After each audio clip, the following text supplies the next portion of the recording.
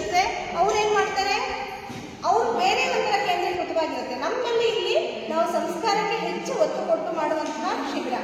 ಎಲ್ಲರೂ ಏನ್ ಮಾಡಬೇಕು, ಶಿಬಿರದಲ್ಲಿ ಲಕ್ಷ್ಮೀ ಮಾತಾಜಿ ಹೇಳಿದಾಗ ಕೇಳಬೇಕು, ಹಾಗೆ ನೋಡಿದಂತೆ ಬಂದವರು ಹೇಳಿದಾಗೆ ಕೇಳಬೇಕು.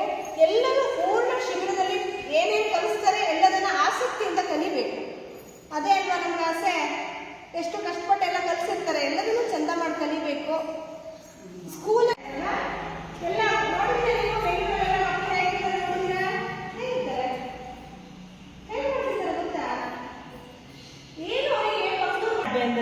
ಮಂಜುಳಾ ಜೋಡಿಗೆ ಕೈ ಜೋಡಿಸ್ಕೊಂಡಿದ್ದಾರೆ ಅಂತೇಳಿ ಯಾವಾಗಲೂ ನನ್ನ ಹತ್ರ ಹೇಳೋರು.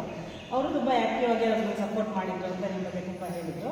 ಅಂದರೆ ಅದೇ ಒಂದು ಒಳ್ಳೆ ಕಾರ್ಯಕ್ರಮ ಮಾಡಬೇಕು ಅಂದರೆ ದೇವರ ಆಶೀರ್ವಾದ ನಮ್ಗೆ ಎಷ್ಟು ಮುಖ್ಯ ಆಗುತ್ತೆ ಅನ್ನೋದು ಇದೇ ಒಂದು ಉದಾಹರಣೆ ಅಂತ ಹೇಳ್ಬೋದು. ಯಾಕಂದರೆ ಮಾಡುವಂಥ ಮನಸ್ಸಿದ್ರೆ ಖಂಡಿತವಾಗ್ಲೂ ನಮಗೆ ಸಪೋರ್ಟ್ ಸಿಕ್ಕತ್ತೆ.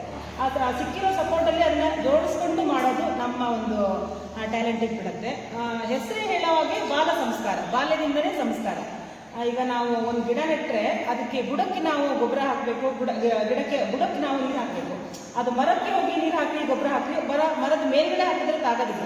ಏನು ನಾವು ಬುಡಕ್ಕೆ ಏನು ಹಾಕ್ತೀವಿ ಅದರಿಂದನೇ ಅದು ಫಲವತ್ತತೆಯಾಗಿ ಬೆಳೆಯುತ್ತೆ. ಹಾಗಾಗಿ ಬಾಲ್ಯದಿಂದನೇ ಮಕ್ಕಳಿಗೆ ಸಂಸ್ಕಾರ ಕೊಟ್ಟರೆ ಅವನೊಬ್ಬ ಸಮಾಜದಲ್ಲಿ ಉತ್ತಮ ಪ್ರಜೆಯಾಗಿ ಹೊರಹೊಮ್ಮಾಗಿ ಒಬ್ಬ ಮಗಳಾಗಿರ್ಬೋದು, ಒಬ್ಬ ಮಗನಾಗಿರ್ಬೋದು. ಆ ತಾಯಿಯಂದ್ರು ಮನೇಲಿ ಹೇಳ್ಕೊಡೋ ಸಂಸ್ಕಾರ ಮುಗ್ದಿನ ಸಂಸ್ಕಾರ ಆಗಿರುತ್ತೆ, ಅದು ಎಲ್ಲರೂ ತಲೆಗೂ ಹೋಗಲ್ಲ. ಈ ರೀತಿ ಶಿಬಿರಗಳಲ್ಲಿ ಸೇರಿಕೊಂಡು ಕಲಿಯೋದ್ರಿಂದ ಬೇರೆಯವ್ರನ್ನ ನೋಡ್ಕೊಂಡು ನಾವು ಕಲಿಬೇಕು ಅನ್ನೋ ಮನೋಭಾವನೆ ಬರುತ್ತೆ. ಮತ್ತು ಇನ್ನೂ ಹೆಚ್ಚು ಮಕ್ಕಳನ್ನ ಪರಿಚಯ ಆಗುತ್ತೆ.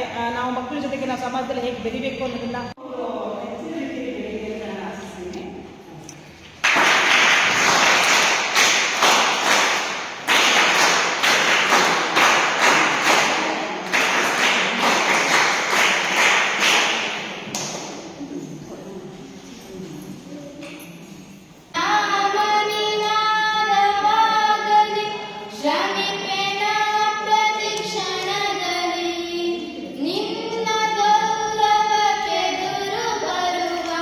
But